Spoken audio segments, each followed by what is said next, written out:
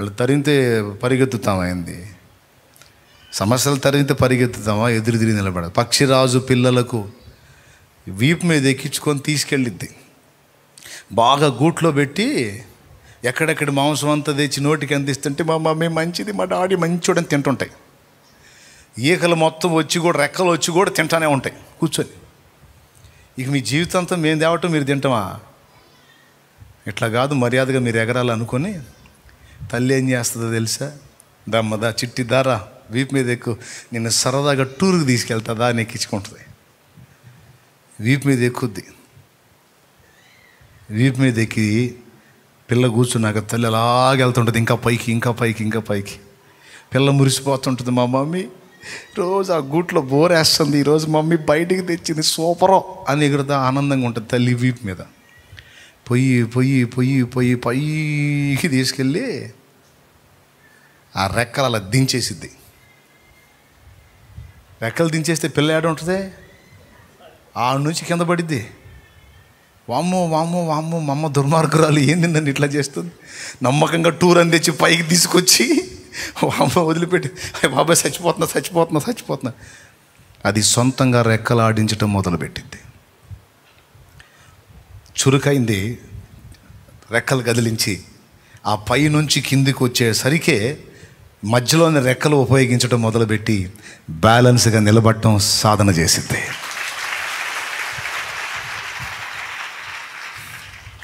ఎవరన్నా కాస్త మనలాంటి మంపేసి ఉందనుకో,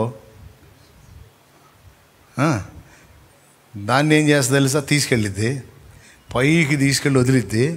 దానికి రెక్కలు ఆడించడం అర్థం కాలేదనుకో, రయ్యమని నేలకేసి ఆ కొండకేసి తగిలి ఇదైపోవటానికి వస్తూ ఉంటుంది. దానికి చేతులు ఆడించడం తెలియదు. అప్పుడు ఏం చేసేదో తెలుసా? గమనిస్తూ ఉంటుంది. పిల్ల రెక్కలు ఆడించట్లేదు, తేడా పడేటట్టు ఉంది అనుకుంటే రయ్యమని అలాగొచ్చేసి ఆ కొండపేటుకి ఈ పిల్లకి మధ్యన ఎంటర్ అయ్యి రెక్కల మీద క్యాచ్ చేసింది పిల్లని. తగలలేదు, వదిలేసినట్టు ఉంటుంది.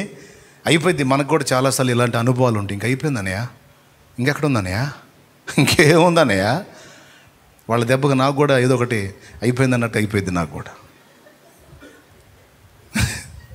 ఇంకెక్కడనయా, ఇంకేముంది, అంతా అయిపోయింది అన్నయ్య. ఇక నేను కూడా నా జీవితం కూడా అంతా అయిపోయింది అన్న శూన్యంలోకి వెళ్తా. వెళ్ళి కాసేపు అయిన తర్వాత తేరుకొని, ఇదేంది వీళ్ళు నన్ను కూడా తీసుకెళ్తున్నారట్టు, చిచి సైతానప్పో. కొంతమంది అలా చేతులు ఆడించడం మానేసి, రెక్కలు ఆడించడం మానేసి వదిలేసి ఇంకంతా అయిపోయింది అన్నట్టు వస్తుంటారు. దేవుడు పక్షిరాజులాగా కొండపేటుకు తగిలితే చచ్చిపోయింది పిల్ల, వదిలేశాడు. వస్తుంది కొండపేటుకేసి, గమనిస్తాడు. రెక్కల సాచి ఎగురుతుందా లేకపోతే ఆడించడం చేత కావటం లేదా, ఆడించడం చేత గల్లా వస్తుంది, తగులుతుంది, ఇక చచ్చిపోద్ది. అప్పుడు కొండపేటుకి పిల్లకి మధ్య ఎంటర్ అయ్యి పిల్లని క్యాచ్ చేసి మళ్ళా తీసుకెళ్ళిద్ది.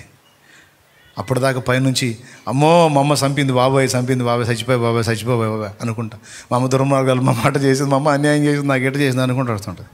మధ్యలో ఎంటర్ అయ్యి తగలకుండా పైకి తీసుకెళ్తామా, మా అమ్మ ఏందో అనుకున్నా కానీ మా అమ్మ మంచిదే, పర్వాలేదు, మా అమ్మ వెళ్ళలేం కాదు, ఏసై మంచోడే, అన్యాయం చేశాడు అనుకున్నా కానీ అన్నయ్య నీకు చెప్పపాఠం కానీ ఎన్ని చాలా తిట్టుకున్నాను అన్నీ దేవుని కూడాను.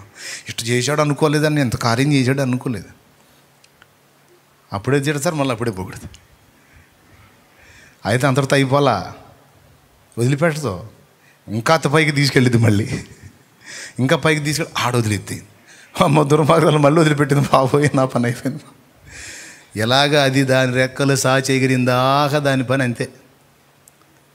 నువ్వు ఈ పరిగెత్తటం మాని ఎదురు తిరిగి దేవుని బట్టి ధైర్యం తెచ్చుకొని ప్రతికూల పరిస్థితులను ఎదిరించి నిలబడటం సాధన చేసిందాక నీకు అయ్యే వస్తాయి.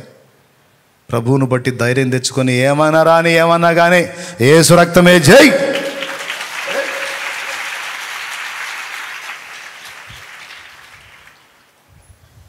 ఏం చేస్తావో జై, అంతే. నిన్ను దేవుడు ఒక బలమైన సాధనంగా చేశాడు, కృంగిన వారిని లేవనెత్తే వ్యక్తిగా చేశాడు, ఒక రైలు ఇంజన్ లాగా నిన్ను చేశాడు. ఏదైనా అడ్డొచ్చిందంటే కొట్టి అవతల పడేయటమే. దానికోసం కృంగిపోయి ఆలోచించి గందరగోళం అయ్యేలే, సాగిపోవాలా. అడ్డు వచ్చిన ప్రతి దాన్ని చూసుకొని రైలు ఇంజన్ ఆగిపోతే దీని ప్రయాణం సాగినట్టే, అందులో ఎక్కినోడు గమ్యం చేరినట్టే. కొట్టేసుకుంటూ వెళ్ళిపోతూ ఉంటుంది, ఏవేవో వస్తుంటాయి, అన్నిటిని కొట్టేసుకొని. ఎంతమందికి అర్థమైంది ఇప్పుడు మనం ఎట్టుండాలి? అయ్యా దిగులు వేసుకొని కూర్చొని కుంగిపోవాలా? ఓ సాగిపో, దేవుడే నీకు తోడు. ఓకేనా? సంతోషంగా ఎంతమంది ఉన్నారు?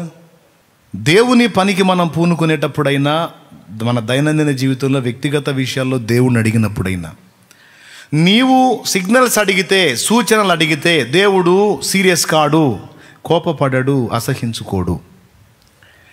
దేవా నాకు ఒక సూచన చూపెట్టు, దాన్ని బట్టి నేను దిద్దుబాటు చేసుకుంటా ప్రభు, కరుణించు అని ఒక సూచన నువ్వు అడిగినప్పుడు దేవుడు సూచిస్తే దానితో పాటు మరొక సూచన నీవు అడగవచ్చు. 2 లేక 3, 2 3 సాక్షుల నోట ప్రతి మాట స్థిరపరచబడిందన్న వచనం ప్రకారం నువ్వు ఏదైనా దేవుని దగ్గర నుండి ఒక స్పష్టమైన జవాబు పొందగోరితే, ఒక పని విషయంలో, ఒక కార్యం విషయంలో, ఒక ప్రయత్న విషయంలో ఒక్క సూచనతో అడుగు ముందుకు వేయొద్దు. బైబిల్లో కూడా ఏదైనా ఒక విషయాన్ని గురించి సిద్ధాంతం చేసేటప్పుడు ఒక్క వచనంతో సిద్ధాంతాన్ని చేయడానికి సాహసం చేయొద్దు. ఆ సిద్ధాంతాన్ని ధృవీకరిస్తూ మరికొన్ని వచనాలు బైబిల్లో వెతుక్కొని అవి చూసుకున్న తర్వాతే ఇందును గూర్చి ఇదిగో ఇది సత్యమని నువ్వు అనటానికి అవకాశం ఉంది. ఒక్క వచన ఆధారంగా ఒక సిద్ధాంతం చేయకూడదు. అలాగే ఒక్క సూచనతో మనం అడుగు ముందుకు వేయకూడదు. దేవుడు, నువ్వు ఆయనతో నడుస్తున్నావు, నువ్వు ఆయన వైపు నీ మనసును ట్యూన్ చేసుకొని ఉన్నావు కనుక ఎన్ని అవకాశం ఉంటే అన్ని సూచనలు తప్పకుండా ప్రతి విషయంలో నీకు అందించడానికి దేవుడు ఎప్పుడు సిద్ధం. ఆత్మ సంబంధమైన విషయాలే కాదు, భౌతికమైన విషయాల్లో కూడా మనం వేయాలనుకున్న స్టెప్స్ విషయంలో దేవుడు బయలుపరుస్తాడు. నువ్వు కనిపెట్టుకుంటే, ఆయన మనసుతో నీ మనసు ట్యూన్ చేసుకోగలిగితే ఆయన దగ్గర నుండి నీవు సిగ్నల్స్ తప్పకుండా పొందగలుగుతావు. ఒక్క సూచనతో నేను ఆగకుండా దేవునికి విజ్ఞాపన చేసి మరో సూచన అడిగా. ఆ మరో సూచనను కూడా దేవుడు నాకు చూపించినందున 2 సాక్షులని ఆధారం చేసుకొని ఎగిరి దిగి దూకేసి నేను రాను పో, ఇక నువ్వేమన్నా అనుకో, ఐ డోంట్ కేర్. దేవుడు వద్దని స్పష్టంగా 2 సూచనలతో చెప్పాడు, నేను రాను పో అంటే అప్పుడు ఇక నేను ఇంత గట్టిగా మాట్లాడేసరికి వాడికి భయం వేసింది. కొద్ది రోజుల తర్వాత వానికి విషయం అర్థమైంది. తీసుకుంటే నష్టపోయేవాడిని అబ్బాయి అన్నాడు. మరి అదే కదా అబ్బాయి నేను ముందు చెప్పిందని నాకు దేవుడు తెలియజేసి, జస్ట్ ఒక ఎగ్జాంపుల్ నేను చెప్పింది. అట్లాగా మీరు ఎవరైతే దేవునితో మనసు కలిసి ఉంటారో వాళ్ళతో దేవుడు మాట్లాడతాడు కొన్ని విషయాలు. ఒకసారి ఒక విషయాన్ని గురించి నీకు మాట్లాడినప్పుడు ఆ ఒక్క విషయంతో ఆగిపోకుండా, దేవా ఇందును గూర్చి నేను ఇంకా స్పష్టంగా తెలుసుకున్నట్లు మరొక సూచనతో నాకు తెలియజేయ తండ్రి అని నువ్వు అడగటం తప్పు కాదు. మనుషులతో ఎలా వ్యవహరించాలో, ఎలా ప్రవర్తించాలో, ఎక్కడ ఏ స్టెప్ వేయాలో బైబిల్లో మనం నేర్చుకుంటాం. దైనందిన జీవితంలో కొన్ని అర్థం కానీ ఉంటాయి మనకి. అలాంటివి దేవుని సలహాతో ప్రయాణం చేయాలంటే ఖచ్చితంగా దేవుని సూచనలతోనే మనం ప్రయాణం చేయొచ్చు. అయితే వాటిని అందిపుచ్చుకునే పద్ధతి ఇది, అడిగే విధానం ఇది, వాటిని గుర్తుపట్టే పద్ధతి ఇది. సాతాను మనల్ని మోసగించకుండునట్లు ఒక పద్ధతిలోనే కాకుండా అనేక పద్ధతులతో దేవుడు మనతో మాట్లాడడానికి ఇష్టపడ్డాడు. అందుకే ఒక పద్ధతిలో మనం ఒక విషయాన్ని అడిగినప్పుడు ఆ ఒక్కదాంతోనే మనం రాజీ పడకుండా ఇంకా 2-3 రూట్లలో దేవుడు అదే విషయాన్ని మనకు స్పష్టపరిస్తే అప్పుడు ధైర్యంగా ముందుకు అడుగేయొచ్చు. లేకపోతే ఆగాలి. ఒక అంశాన్ని గురించి, ఒక విషయాన్ని గురించి, ఒక ప్రయత్నాన్ని గురించి ఒక్కటే సూచన వచ్చి ఇంకా ఏ సూచన రాకపోతే ఆగాలి. లేదా ఇంకా 2-3 సూచనలు అడగాలి. తప్పకుండా దేవుడు నీకు అందిస్తాడు. దాన్ని బట్టి ఇటు భౌతిక ఆత్మీయ జీవితాల్లో నువ్వు ముందుకు సాగిపోవచ్చు. కొంతమంది నాకు బాగా దర్శనం ఉంది బ్రదర్, నాకు దర్శనంలో దేవుడు మాట్లాడతాడు. నువ్వు ఎంతో ప్రేమించి గౌరవించే దైవజనుడిని చెడుగా చూపిస్తాడు నీ దర్శనంలో. అప్పుడు నువ్వు బ్లాస్ట్ అయిపోతావు. ఆ మధ్య నాకు కళలు బాగా, ప్రతిదీ కళలో దేవుడు మాట్లాడుతూ ఉండటం అలవాటు అయిపోయింది బాగా. ఇక స్వప్నం వస్తే పోనీ ఎట్లా, దర్శనం వస్తే పోనీ ఎట్లా, బాగా డీప్లోకి వెళ్ళిపోయా. ఈ స్వప్నాల దర్శనాలకి స్వప్నాలకి బాగా డీప్ అయిపోయి ఏ కళన రాని, ఏ దర్శనం అన్నా రాని, ఇంకా అదే ఇది అని అట్లా ఫిక్స్ అయిపోయా. తర్వాత ఒకరోజు ఒక విచిత్రమైన దర్శనం వచ్చింది. నేను ఎంతో ప్రేమించి గౌరవించే దైవజనుడు పాపం చేస్తున్నట్టు నాకు వచ్చింది. ఆయన మాదిరిని అనుసరించి ఆయనను గౌరవించి ఆయన్ని ఫాలో అయినందున కొంత భక్తి నేర్చుకున్నాను నేను. ఇప్పుడు ఆయన నాకు చెడుగా చూపించిన దర్శనం ఒకటి వచ్చింది. దాన్ని ఎలా నేను అనుకోవాలి? అరే, ఇంత గొప్ప దైవజనుడు అనుకుంటే ఇతనే ఇంత పాపం చేశాడు, నాకు కనపడింది దేవుడే నాకు చూపించాడు, ఇక నేనెంత అనుకొని నేను తేడా పట్టడానికి. ఎంతమందికి అర్థమైందో ఏం పాడో మరి. పాడేం కదా? అర్థమైందా? అర్థమైతే చేతులు ఎత్తండి. అర్థమైంది అన్న, వందనాలన్న, చాలా ధన్యవాదాలు, కష్టపడి చేతులు ఎత్తారు. ఎందుకు అలా చూపిస్తాడు? సాతాను కూడా చూపిస్తాడు. ఎందుకంటే దర్శనం మీద బాగా డిపెండ్ అయిపోయావు కదా, అందుకని వాడు మాయా దర్శనం చూపించి నువ్వు ఎవరిని ఫాలో అవుతూ ఎవరిని అనుసరిస్తూ భక్తి నేర్చుకుంటున్నావు వాళ్ళ మీద నీకు చెడు స్వప్నం చూపిస్తాడు. దురాలోచన కలిగే విధమైన స్వప్నాలు, ఆ వ్యక్తి తప్పు చేస్తున్నట్టు కనపడే స్వప్నాలు. ఎందుకో తెలుసా? ఆ భక్తులే ఇలా తేడా చేసినప్పుడు నువ్వెక్కడ నిలవుతావు? నువ్వు నిలవగలుగుతావు, నువ్వు తేడా పడతావు అని బలహీనపరిచి నిన్ను పాపంలో నెట్టేయడానికి. అప్పుడు దేవుని కృపను బట్టి వివేచన కలిగి మళ్ళా దేవుని ముందు మోకాళ్ళుని మళ్ళీ అడిగాను, నాకు కలిగిన దర్శనం నిజమేనా ప్రభు, ఆ దైవజనుడు ఇట్లా నేనా అని మళ్ళీ 2-3 సూచనలు అడిగితే ఆ 2-3 సూచనలు దేవుడు తప్పు, దాన్ని నమ్మవద్దు అని మాట్లాడాడు.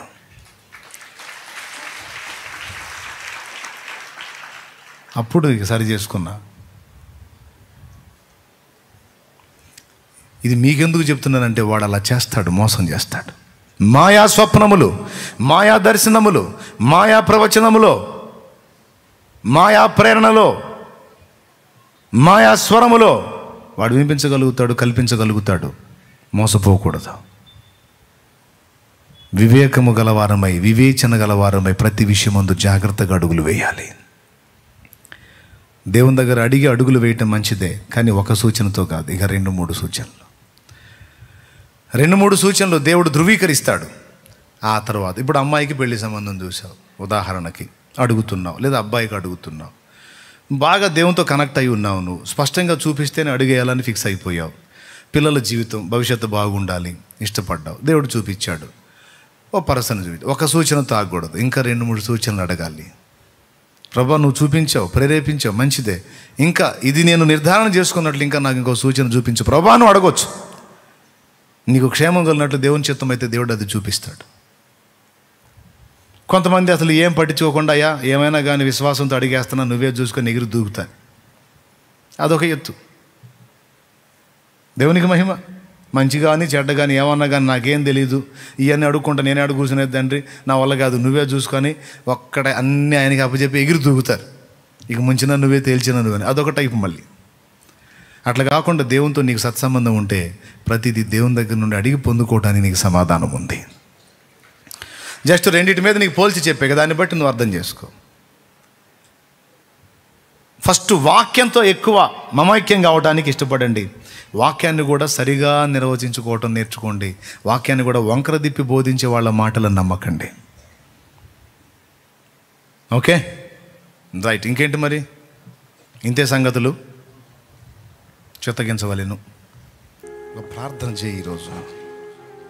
అడుగుజాడలను, నీ అడుగుజాడల్ని గుర్తుపట్టే తెలివి దేవా, నీ స్వరమును నీ కదలికల్ని గుర్తుపట్టే గ్రహింపి దేవా, నీతో నడుస్తూ నీతో పయనిస్తూ నీ ద్వారా అనేకం తెలుసుకుంటూ హనోకు వలె, నోవా వలె, మోషే వలె, అబ్రహాము వలె, దానియేలు వలె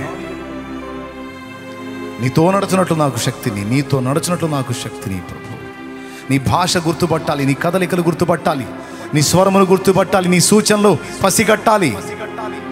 నన్ను అనుగ్రహించు ప్రభు, నన్ను అనుగ్రహించమని ప్రార్థన చేయి. నా మనసును ఆకర్షించు ప్రభు, నా మనసును నీతో పెనవే ప్రభు.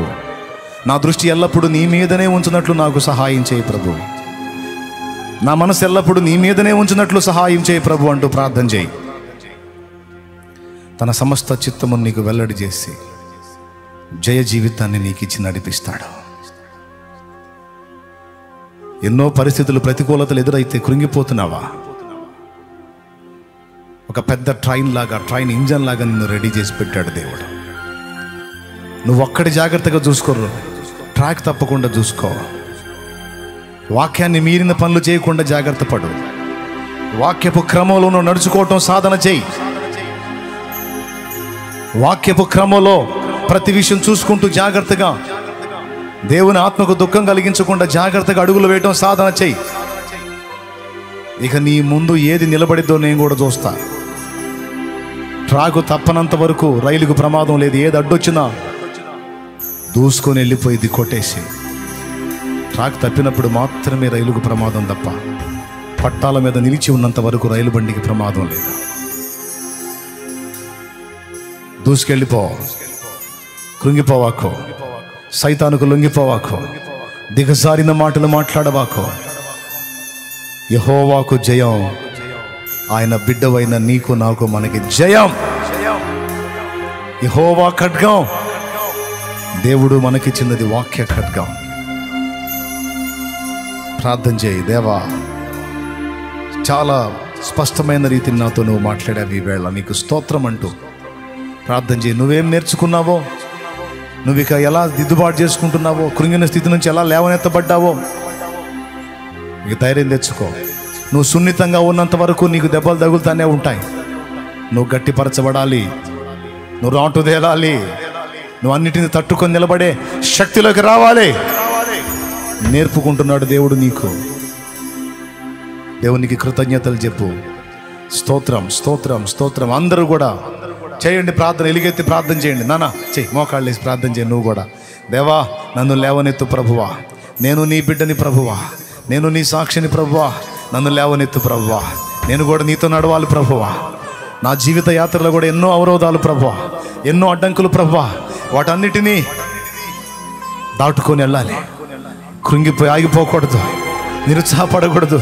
తండ్రి, కొన్నిసార్లు భంగపడ్డ మాట నిజమే, ఇప్పుడు కూడా నేను భయపడి కృంగిన మాట నిజమే. నన్ను క్షమించు. నన్ను ఇంత గొప్పగా నువ్వు సిద్ధపరిచావు. ఓ, నా ముందు ఏది నిలవకుండా చేశావు. నేను నీకే ప్రార్థన చేస్తున్నా.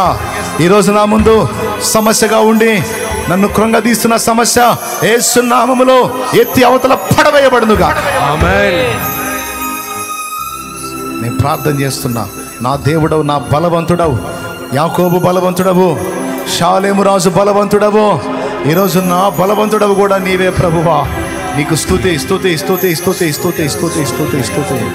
యాకోబు బలవంతుడా, షాలేము రాజు బలవంతుడా, ఈరోజు నా బలవంతుడవు నీవు. నాతో ఉన్నావు, నాలో ఉన్నావు, నా ముందున్నావు, నా ముందు నడుస్తున్నావు. నీకు స్తోత్రమయ్యా, స్తోత్రమయ్యా. హల్లెలూయ, హల్లెలూయ, హల్లెలూయ, హల్లెలూయ. స్తుతి, స్తుతి, స్తుతి, స్తుతి, స్తోత్రం, స్తోత్రం, స్తోత్రం, స్తోత్రం, స్తోత్రం, స్తోత్రం. నాకు నేర్పు దేవా నీ భాష, నాకు నేర్పు. నాకు నేర్పు దేవా నీ భాష, నాకు నేర్పు. నీ కదలికలు నాకు నేర్పు. నీతో నడవటం నేర్పు. నీ సిగ్నల్స్ గుర్తుపట్టడం నాకు నేర్పు.